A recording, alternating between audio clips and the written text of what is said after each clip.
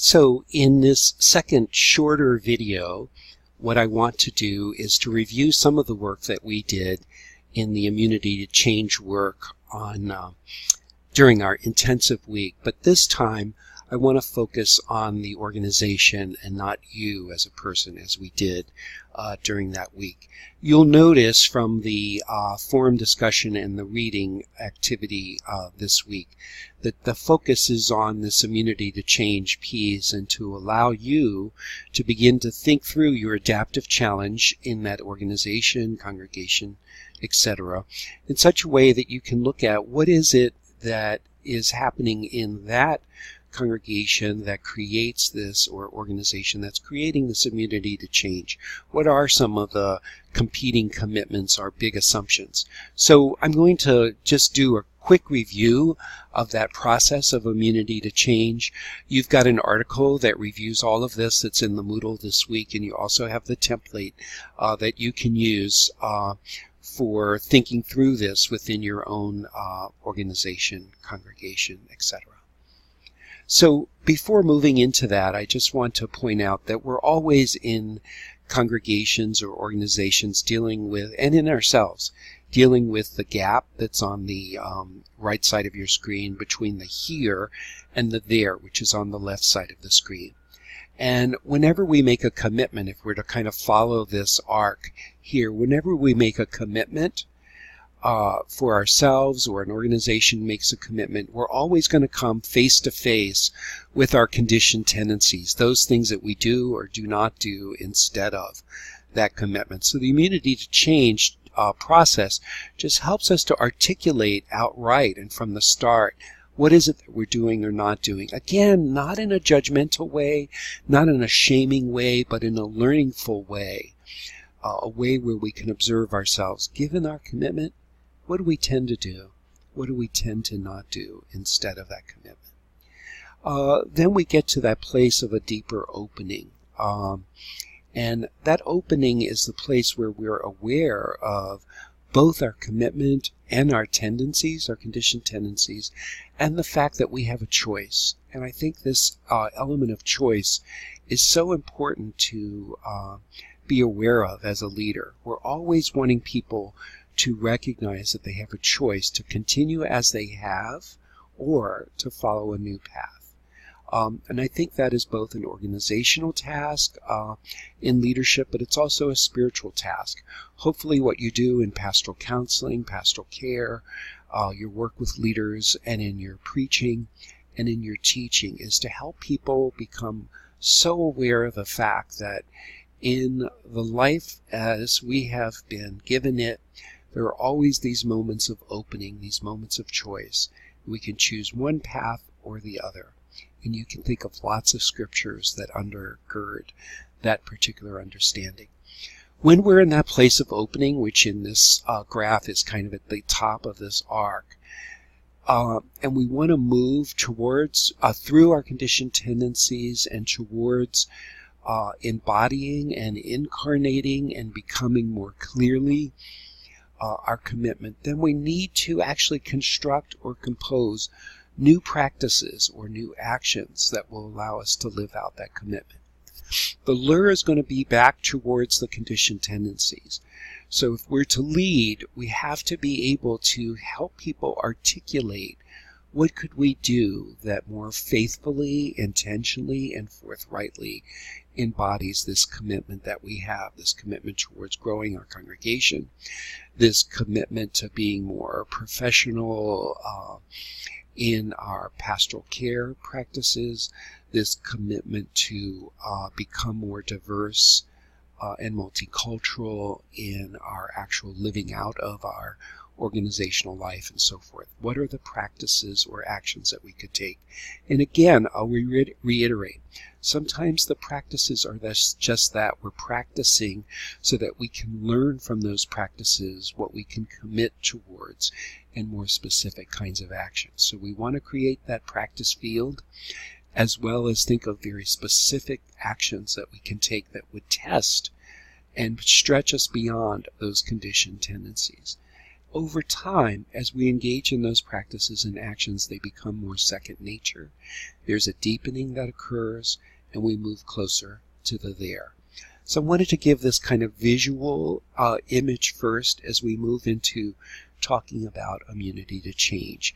Now this will be a review. I did the same piece when we met in our intensive week, but what I'm wanting to do here is to have you think about it more on the organizational level, to think about it related to the adaptive challenge that you're working on or focusing on with a particular organization that you're part of. You might find it helpful to sketch out some things as I move through this video very quickly, because it'll help you both for the forum conversation for this week, as well as your own final paper as well. So here I go. So there's always the warm-up column. This is kind of the preparation piece. And it's important to ask yourself, what's the improvement or the change that the congregation or the organization says that it's interested in, but doesn't seem to be able to consistently follow through on? So this should be related to your adaptive challenge. So for example, for one of you, it might be, we really want to be able to have a sustainable stewardship of this congregation moving forward, not be so dependent on just a few givers. We really want to do that. Or we really want to live out the mission of this organization in such a way that we're caring for the spiritual life of people who may have a varied history in terms of their own church membership and background. So you think about, what is the improvement or change that this congregation or organization that you're part of says that it wants to be able to do, but it consistently doesn't follow through on. Think about that, but then let's pick one that really you feel might be a top improvement goal or orientation or commitment for moving forward related to the adaptive challenge.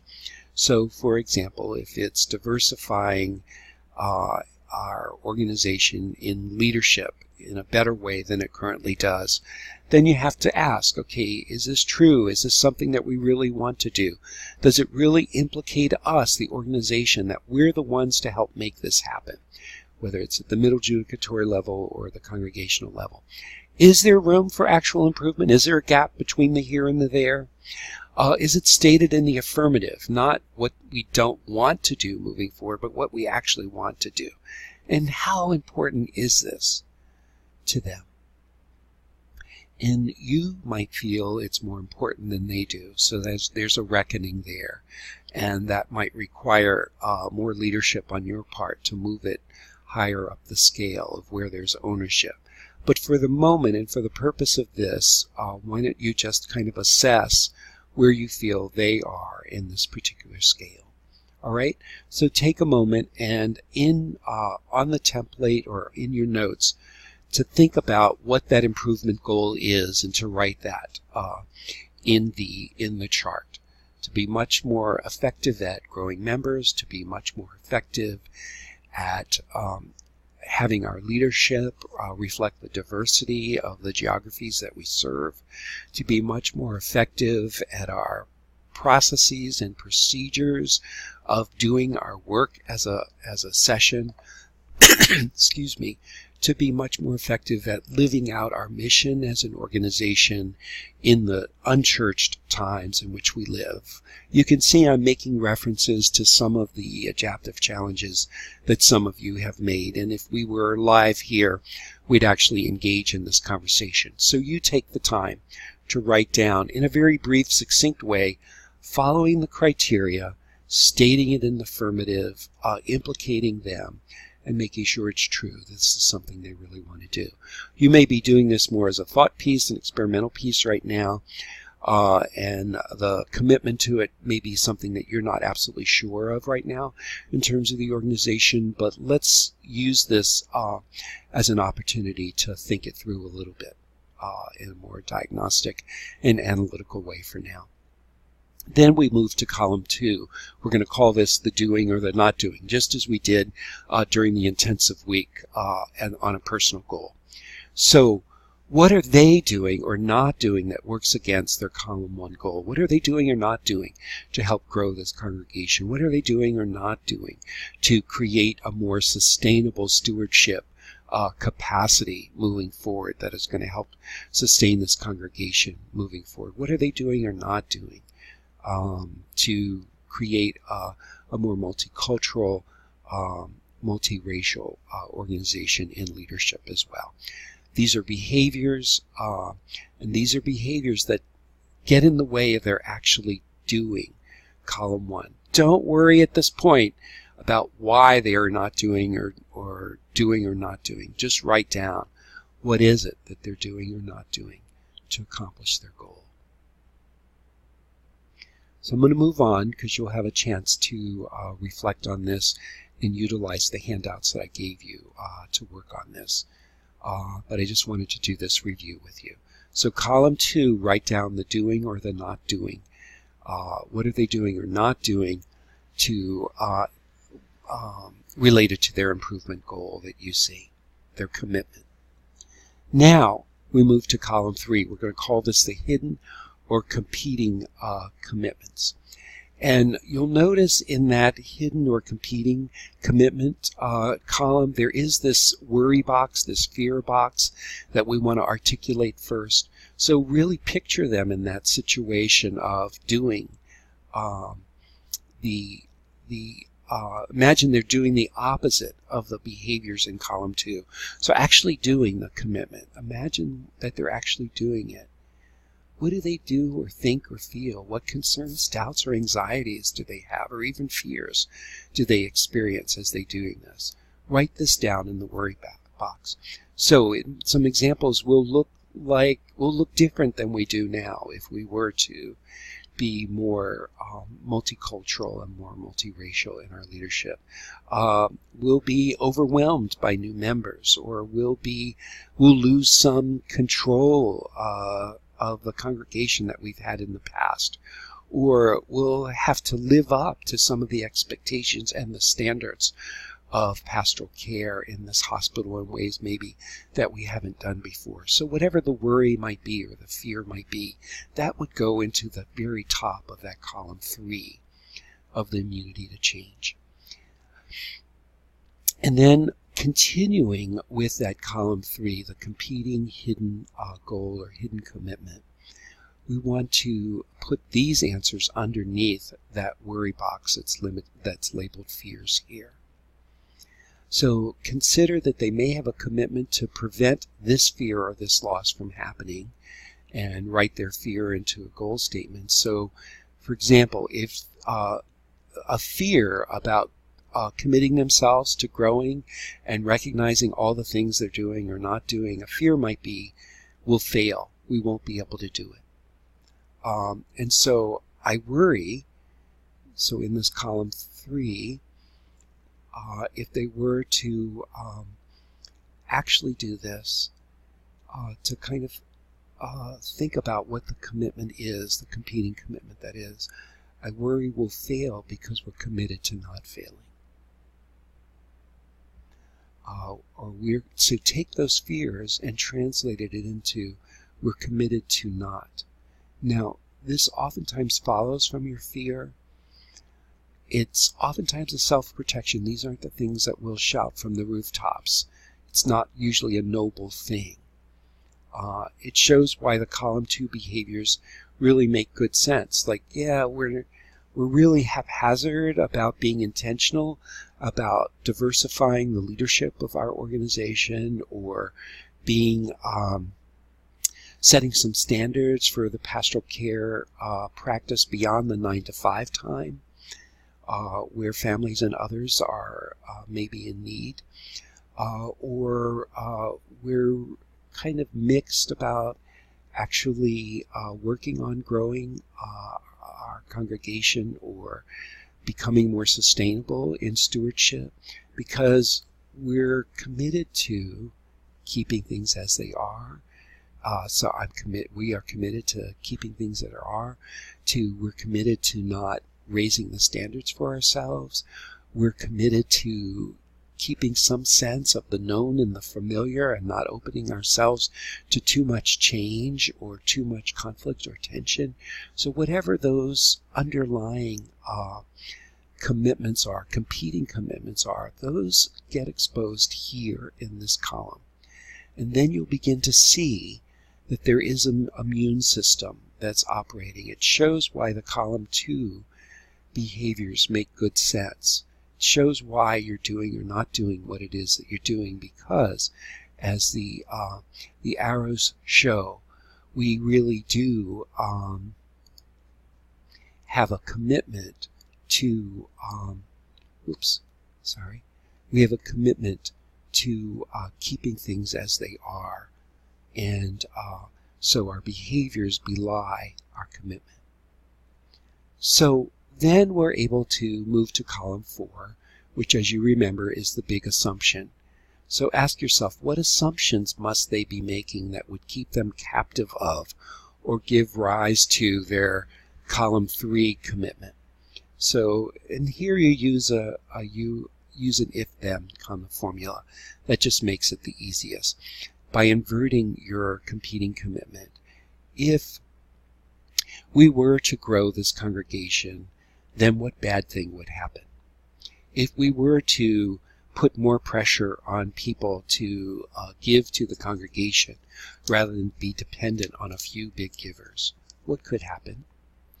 If we were to become more intentional about looking at how the world of the church and the unchurched and membership and attendance has shifted so dramatically, but yet our mission hasn't incorporated that, what would happen if we made that shift? What would happen if we were to recognize that 65 years old in 2017 is different than 65 when this organization was founded or its mission was outlined? What would happen if we began to change that age? So there's some big assumptions that we're making that oftentimes makes the column 3 absolutely necessary. And there usually has a bad conclusion. Usually we think something bad's going to happen if we start doing these behaviors. And it also shows how our big assumptions can limit or contract our world, because we might not be able to see beyond our big assumption. So I think this kind of diagnosis and analysis of the immunity to change within your organization, particularly related to your adaptive challenge, would be a very useful exercise as you prepare to do some work this week on that in the forum and also on your final paper. Oftentimes we like to think that, well, we'll just make this a goal and we'll do the goal no matter what. We'll just make it happen. And by not acknowledging this immunity to change that's happening in the congregation and the organization, we might be blithely moving towards impossibility. We might be also deluding ourselves. And as a leader, I think we have to be much more savvy in our analysis. And one part of that analysis is looking at what's keeping in place what is. What's the immunity to change that's operative in this congregation or this organization that allows them to say one thing, yes, we want to grow, but to do another thing with their behavior?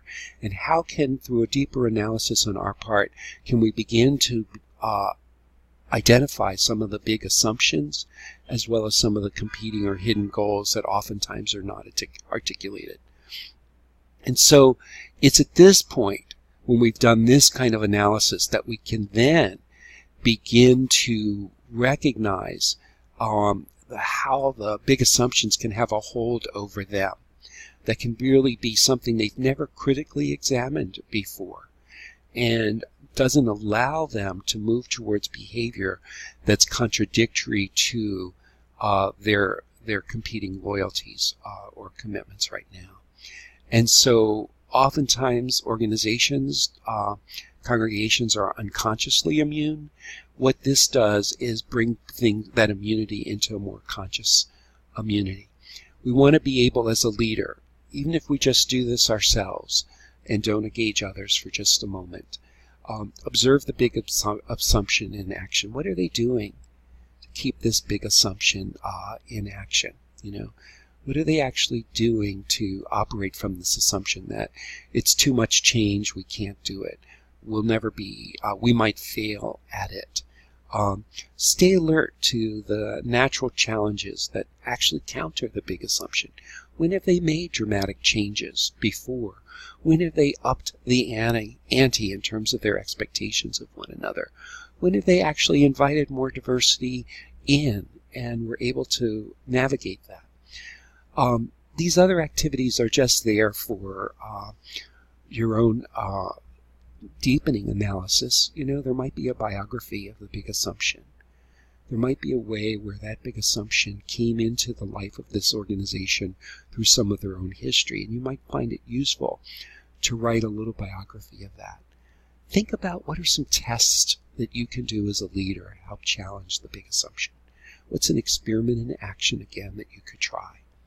And then look at again, we're creating that practice field that we keep coming to, both in HIFAS and here as well.